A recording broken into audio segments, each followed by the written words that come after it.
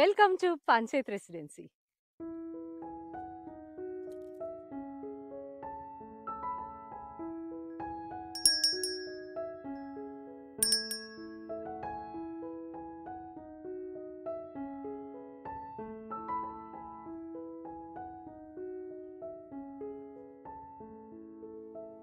ওয়ান্ডারলাস Debs and অভির সাথে পুরুলিয়া সিরিজের আমাদের এই দ্বিতীয় পর্বে আজকে আপনাদের সকলকে স্বাগত। এর আগের এপিসোডেই আপনারা দেখেছেন কলকাতা থেকে পুরুলিয়া আমাদের আসার সম্পূর্ণ যাত্রাপথের বিবরণ। কেমন লাগলো সেটা কিন্তু অবশ্যই জানাবেন। আর আজকেই দেখুন, কথা বলতে বলতেই আমরা ঢুকে পড়েছি পাঞ্চেত রেসিডেন্সি, যেটা আমাদের আজকে রাতের ঠিকানা। তো আজকের এই পর্বে থাকবে আমাদের পাঞ্চেত রেসিডেন্সির কমপ্লিট এক্সপিরিয়েন্স। তাহলে চলুন শুরু করা যাক।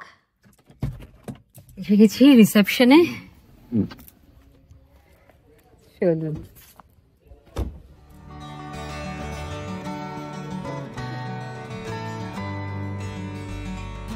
রিসেপশনের সামনেই এগুলো এখানে একটা বোর্ড লাগানো রয়েছে, মানে ওনাদের ডিফারেন্ট টাইপের যে রুমগুলো রয়েছে সেগুলো কোনটা কোন দিকে, যে আগমনী, ইগলু, তেলকুপি, মৃত্তিকা, বাঞ্জারা হাট, বাস এরা মোটামুটি এই ক্যাটাগরির রুমগুলো ওনাদের রয়েছে।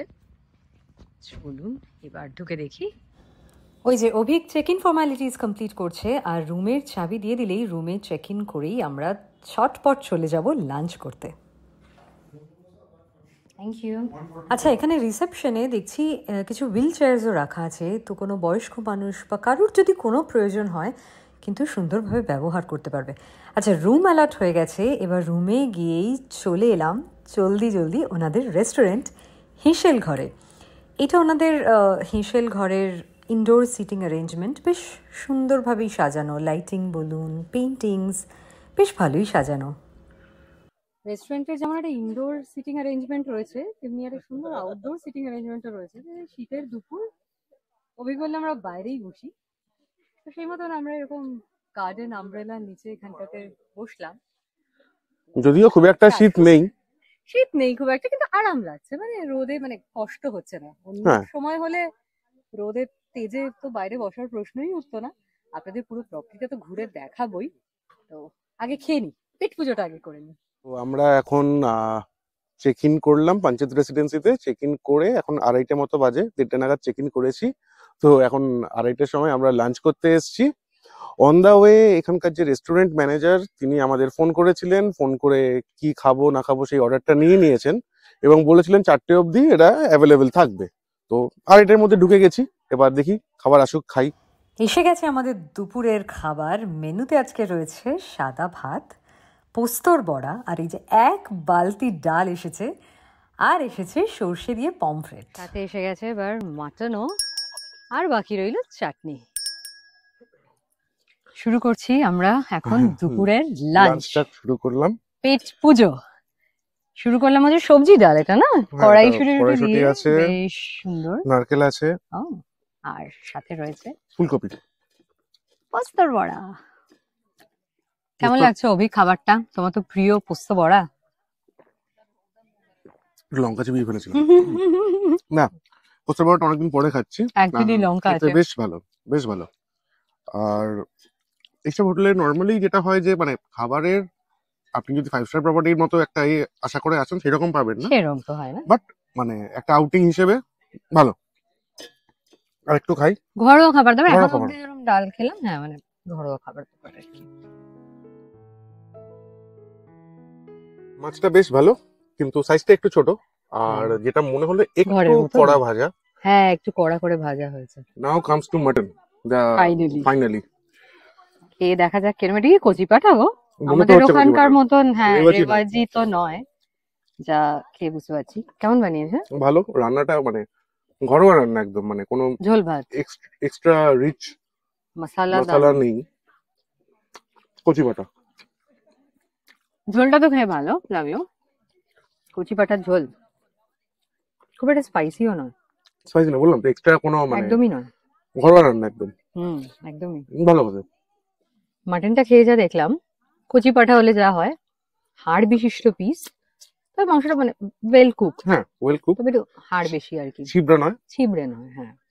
তবে কচি পাঠা যেরকম হয় একটু অতটা রেবাজির মতো অতটা সফট তো হয় না, সেই রকমই আর কি। পেছনে একটা কুকুর বসে আছে, হাড্ডিটা ওর কপালে যাবে। তোমার চাটনি কেমন লাগলো? ভালো লেগেছে মনে হচ্ছে। চাটনির কোয়ান্টিটিটা হিউজ, খেয়ে শেষ করা যাচ্ছে না। অ্যাকচুয়ালি কোনোটাই শেষ করা যাচ্ছে না। মানে প্রত্যেকটা জিনিসের ভাতটাও কোয়ান্টিটিটা বিশাল। আমরা ভাবছিলাম আর লাগবে কিনা, বাট এক plate was enough for two. চাটনিটা ভালো খেতে, হুম।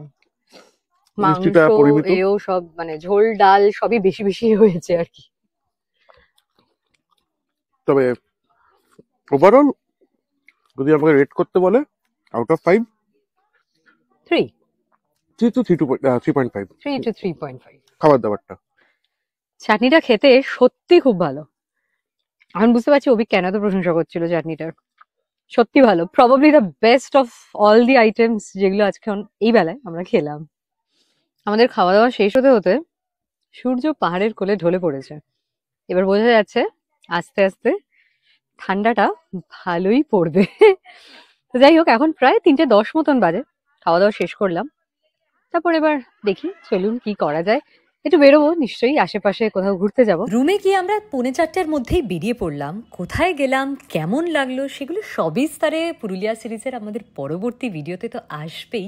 এখনই এক ঝলকই থাক, আর পুরোটা ডিটেলে দেখার জন্য আমাদের চ্যানেলের সাথে কিন্তু জুড়ে থাকবেন। আমরা একটু ঘোরাঘুরি করে ফিরলাম এবার আমাদের রিসর্টে আবার। তো চলুন আপনাদেরকে সন্ধ্যাবেলায় আমাদের এই প্রপার্টিটা কিরকম লাগছে, পাঞ্চেত রেসিডেন্সি, এটা ঘুরিয়ে দেখাই।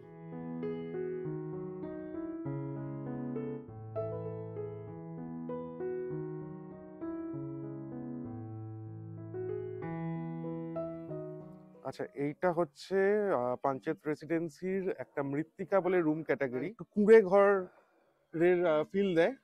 তো যারা কুঁড়ে ঘর বা একটু গ্রাম্য জীবন অনুভব করতে চান, উপভোগ করতে চান, তাদের জন্য কিন্তু এই জায়গাটা বেশ সুন্দর। আমাদের রুমটাও দেখাচ্ছি, আমাদেরটা একটু অন্য ধরনের ক্যাটাগরির রুম, এটাও দেখাচ্ছি আপনাদের।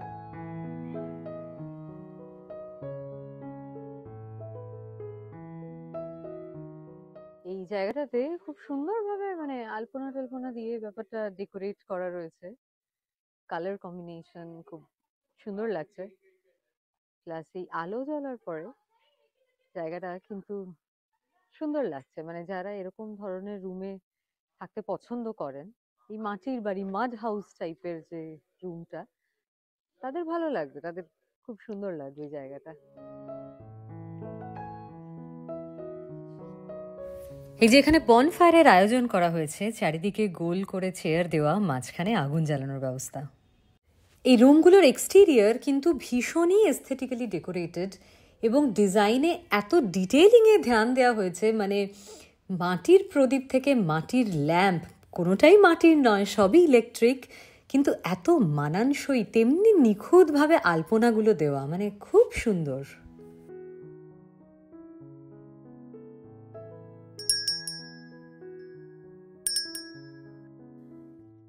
এটা আরেকটা কোনো ক্যাটাগরির টাইপের রুম হবে। এটাও খুব সুন্দর, ওরকম মাটির বাড়ির মতনই স্টাইলটা। চলুন দেখি গিয়ে ভেতরে কিরকম আছে। এই ক্যাটাগরির রুমটার নামটা হচ্ছে তেলকুপি। তো এরকম মাটির বাড়ির স্টাইলই, কিন্তু বেশ একটা বড় ব্যালকনি রয়েছে। ভেতরের রুমগুলো একই রকম মোটামুটি হবে। মোটামুটি এই 500-1000 টাকা এদিক ওদিক একটু দামের ডিফারেন্স আছে। আর এই সামনে যেটা দেখছি এটা হচ্ছে ওই দুপুরবেলা এসেছিলাম, আপনারা তো দেখেইছেন, যেটা রেস্টুরেন্ট টাইপের। চলুন এখন একবার দেখি রেস্টুরেন্ট চত্বরটা কিরম লাগছে।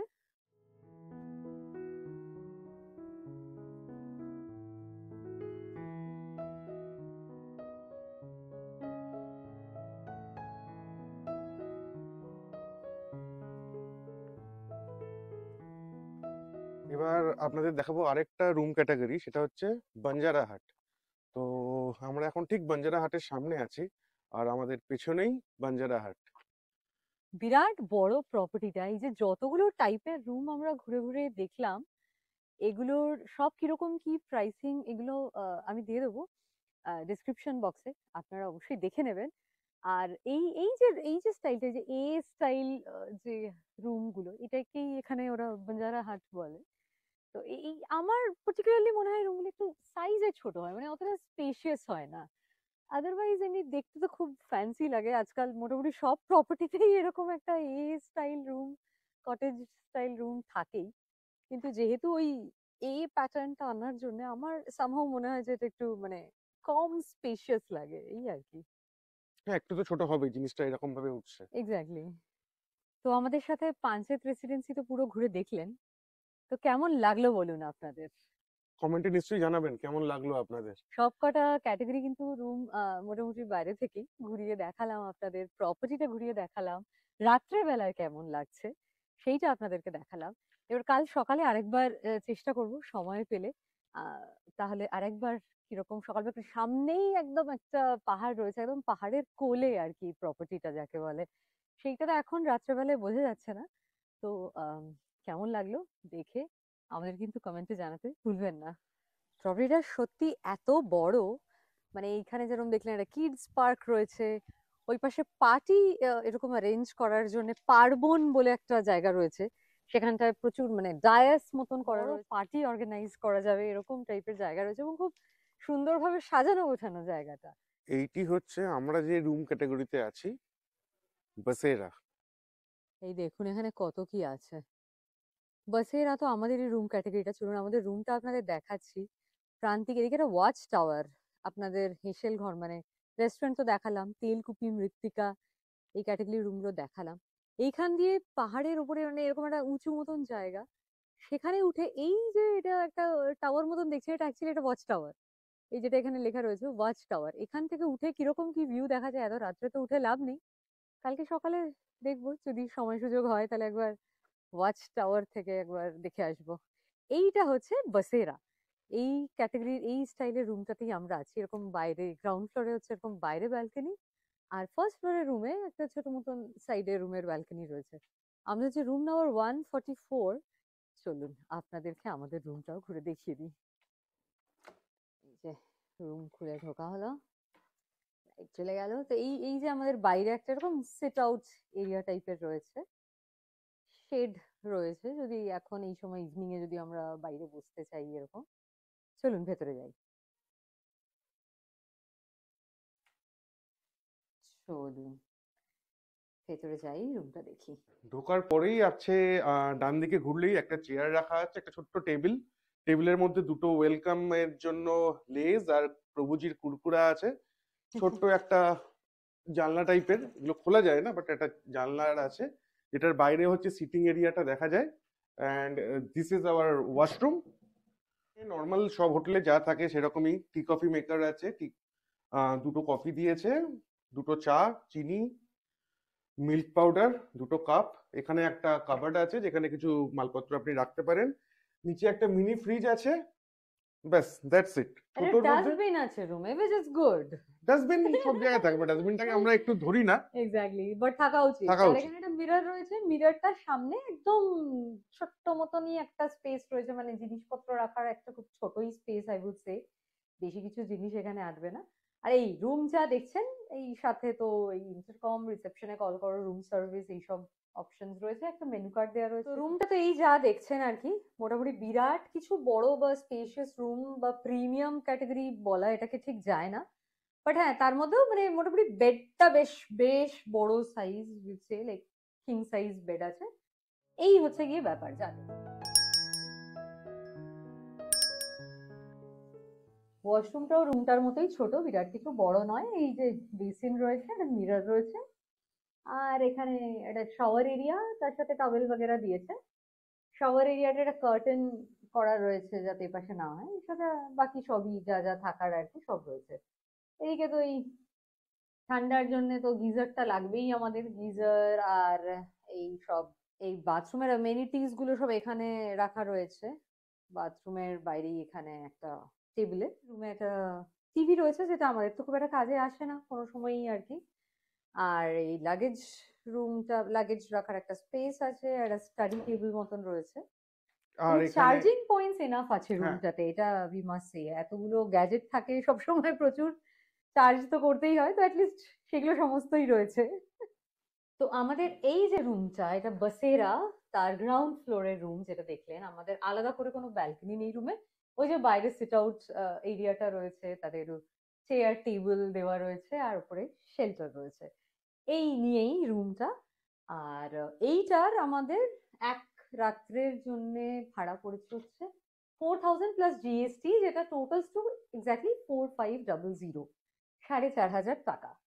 আর এসি তো রুমে রয়েছে, কিন্তু সেটা তো এখন প্রয়োজন নেই। এসি ফ্যান সবই রয়েছে, বাট এখন আপাতত তো প্রয়োজন নেই। তো মিটে গেল ঝামেলা। এবার আপনারাই বলুন কেমন লাগলো রুমটা, প্রপার্টিটা। আর 4500 টাকা এই রুমটার জন্য ওয়ার্দি কিনা সেটাও অবশ্যই আমাদেরকে জানান। হ্যাঁ, কালকে এর মধ্যে কমপ্লিমেন্টারি ব্রেকফাস্ট আছে of হ্যাঁ course, অবভিয়াসলি ওটা ধরতে হবে। যেটা আমরা কালকে সকালে যখন খাবো তারপরেই আপনাদেরকে বলতে পারবো যে সেটা কেমন ছিল। লাঞ্চ তো অফকোর্স আলা কার্টে আমরা অর্ডার করে নিয়েছি আসার সময়, সেটা that is not included in the package or anything. তো 4500 টাকা is just for this room and the breakfast. আর মোটামুটি একদম লাইট ডিনার এখন অর্ডার করলাম, মানে স্ন্যাক আইটেম দুটো অর্ডার করেছি, তাতেই আই এম শিওর এটা will be more than enough for us. অয়েলে একদম ঢেকে সুন্দরভাবেই রুম সার্ভিসে দিয়ে গেল। এই হচ্ছে আমাদের চিলি চিকেন আর অর্ডার করেছি চিকেন পকোড়া। আমি 1 বাই 1 দিতে বললাম, কারণ ঠান্ডা হয়ে যাবে, যা এখানে প্রচন্ড ঠান্ডা। আমরা বাইরে বসেছিলাম একটু, তো এটা আসাতে আমরা ঘরে চলে এলাম, না হলে একদম ঠান্ডা হয়ে যাবে। খেয়ে দেখি এটা কিরকম। এই হলো আমাদের চিকেন পকোড়ার প্লেট। বেশ অনেকগুলো পিসেস রয়েছে, যেরকম দেখতে পাচ্ছেন। It's like really huge portion for us. Starter খাওয়ার পরে মেন কোর্স খাইনি তো কি হয়েছে, শেষ পাতে কিন্তু সোজা ঝাঁপিয়ে পড়েছি নলেন গুড়ের রসগোল্লার উপর। ভালো ভালো কথা। মানে কলকাতার বাইরের মিষ্টির একটা আলাদা টেক্সচার থাকে। হ্যাঁ ঠিক, সেটা এখানে বোঝা যাচ্ছে। সেটা ঠিক। কলকাতার রসগোল্লার মতো নয়। কলকাতার রসগোল্লা মানে স্পঞ্জ রসগোল্লা, চিরকাল খাচ্ছি কেন খাবো, অন্যরকম। কিন্তু কলকাতায় রোজই খাই। কিন্তু কলকাতার বাইরে মিষ্টির কিন্তু একটা অন্যরকম স্বাদ আছে, এটা ঠিক কথা, একদমই তাই। হ্যাঁ হ্যাঁ, এদের রুম সার্ভিসটা খুব ভালো, মানে রিয়েলি কুইক। আপনাকে গালে হাত দিয়ে বসে থাকতে হবে না কোনো খাবারের জন্য। অর্ডার করবেন, 10-15 মিনিটের মধ্যে সার্ভিস, খুব ফাস্ট সার্ভিস, খুব ভালো। তাহলে আজকের মতন এখানেই গুড নাইট। তবে পর্বটা কিন্তু শেষ হচ্ছে না। আমাদের পাঞ্চেত রেসিডেন্সির বাকি গল্প, ব্রেকফাস্ট, বাকি সমস্ত ডিটেল, কিভাবে বুকিং করবেন, সব তথ্য নিয়ে আসছি কালকে। এই পর্বটা চলতে থাকবে কালকেও। আর হ্যাঁ, আমি সকালবেলায় বা সারাদিন একটা কথা বলছিলাম যে খুব একটা ঠান্ডা নেই। এখন 9:30 মতো বাজে, এবার ঠান্ডাটা বোঝা যাচ্ছে। বেশ ভালো, বেশ ভালো। মানে আমাকে দেখছেন কান চাপা দিয়ে ঘুরছি, রয়েছে অলরেডি হুডি পরে ঘুরছি। বেশ ভালো ঠান্ডা, বেশ ভালো। আমরা ডিনারের পর একটু হাঁটতে বেরিয়েছি। হ্যাঁ, অ্যাকচুয়ালি আমরা হাঁটতে হাঁটতে পার্কিং লটটার কাছে চলে এসেছি। এটা one of the parking lot, এটাও আপনাদের দেখিয়ে দিই। বিরাট বড় পার্কিং স্পেস। আমাদের গাড়িটা ওইদিকে ওখানে রাখা রয়েছে, তো বিরাট বড় পার্কিং স্পেস। এটা পার্কিং লট 2। ওপাশে মানে ঢুকতেই এন্ট্রান্সের ওখানে আরেকটা পার্কিং লট আছে, তো এনাফ স্পেস আছে। এমনি এখানে ভেকেশনেও তো অ্যাকচুয়ালি দিনের বেলা দেখলাম প্রচুর লোকজন এসেছিল, তারা চলে যাওয়ার পর এখন মোটামুটি পার্কিং লটটা খালি। তাহলে আজকের মতন গুড নাইট।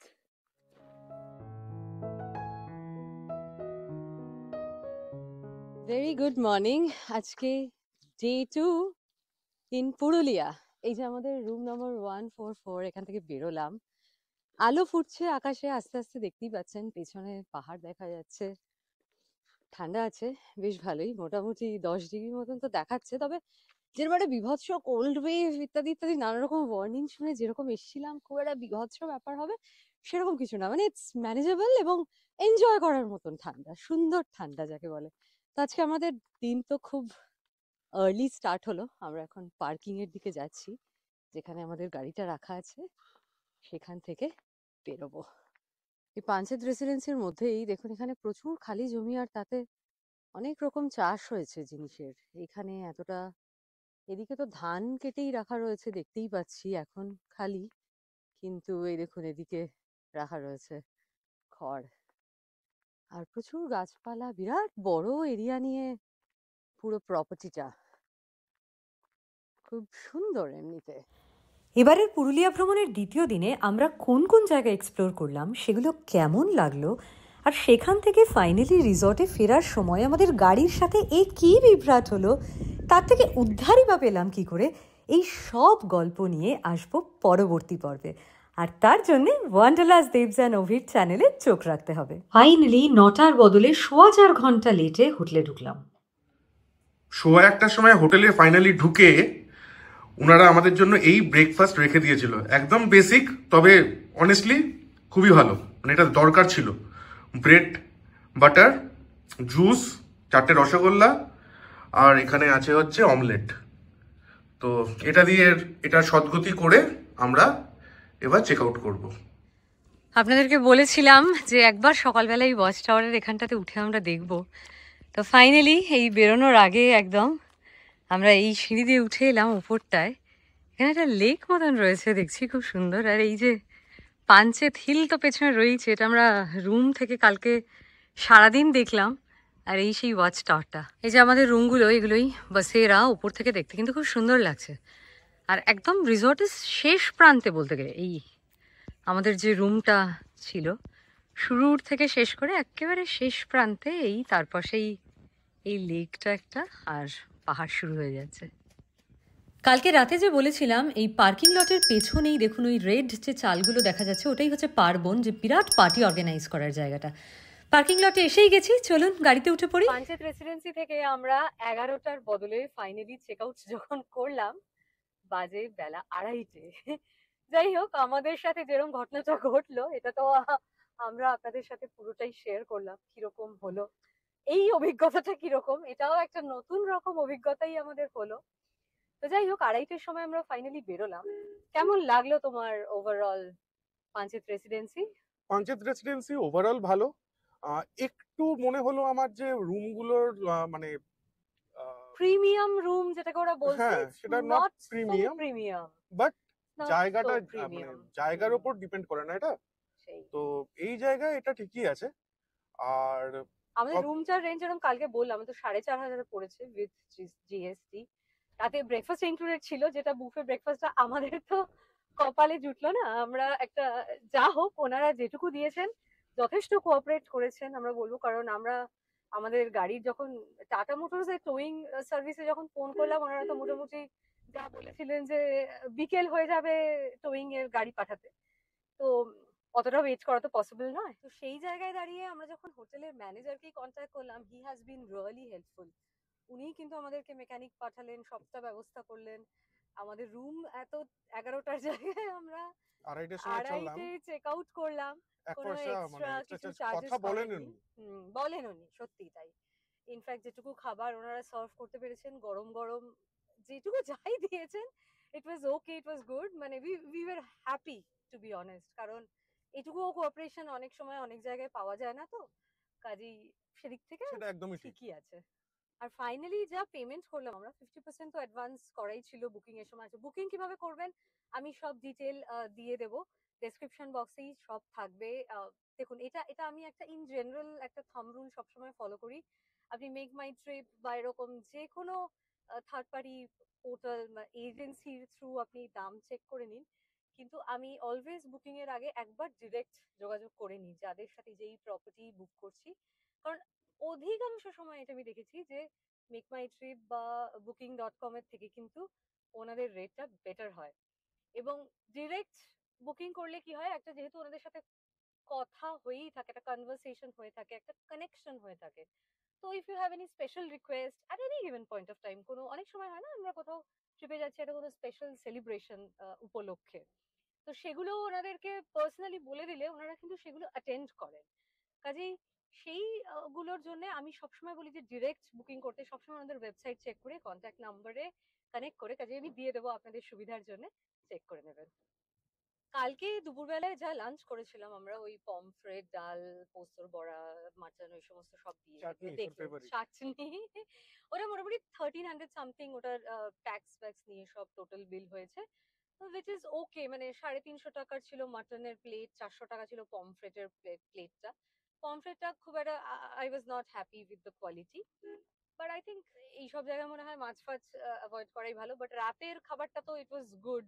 আর বিশেষ করে দাম আন্দাজে যদি বলি, দাম তো চিকেন পকোড়া ওয়াজ 180 রুপিস পার প্লেট, আর চিলি চিকেনটা 220 রুপিস, আর 180 রুপিসের 10 ওরকম হিউজ পিসেস অফ চিকেন, মানে ইট ওয়াজ সো ফিলিং। আমরা অ্যাকচুয়ালি পুরোটা খেতে পারিনি, খানিকটা রয়ে গেছিল, কিছু করার নেই। বাট হ্যাঁ, 180 rupees, 220 rupees and then 50 rupees এর প্লেট ছিল আপনার রসগোল্লা। তাহলে আজকে এই পাঞ্চেত রেসিডেন্সির দেখানোর এই এপিসোডটা শেষ হচ্ছে এখানেই। পুরুলিয়া ভ্রমণ পর্ব আসছে পরবর্তী পর্বে, তার জন্য সঙ্গে থাকতে হবে ওয়ান্ডারল্যান্ড, দেবশ্রী আর অভিজ্ঞ। আজকের মতন তাহলে এখানেই, টাটা। তিনটে আলাদা পর্বে পুরো আমাদের পুরুলিয়া সিরিজটা দেখবেন। তো কেমন লাগলো ভিডিওগুলো সেগুলো কিন্তু জানাবেন, অবশ্যই কমেন্ট করবেন, আর যদি চ্যানেলে নতুন হন সাবস্ক্রাইবও করে দিয়ে যাবেন।